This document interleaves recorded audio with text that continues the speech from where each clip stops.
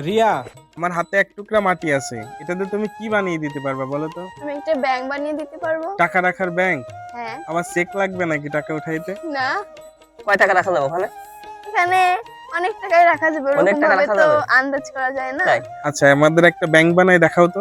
ঠিক আছে, তুই আমাকে কি একটু বানানো শিখিয়ে দেওয়া যাবে না? এই যে দেখেন আপনি, দেখে দেখে শিখতে হবে, তা তুমি হুম। নিজে আমাকে শেখাবা না? এরকম তো এই জিনিসগুলো হাতে ধরে এরকম শেখানো যায় না, দেখে দেখে যতটুকু শেখা যায়। তোমাকে কে শিখাইছে?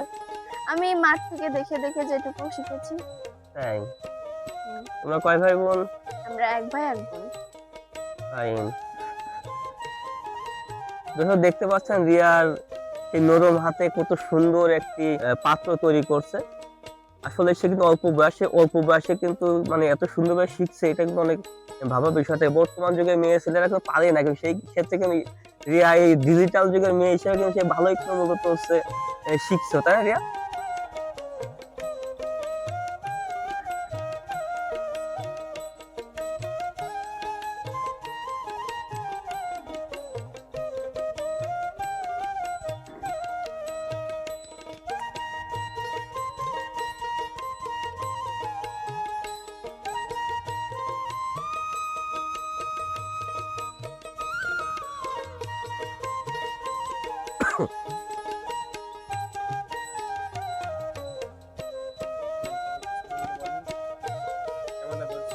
দেখছো রিয়া, কত দূর তোমার কাজ?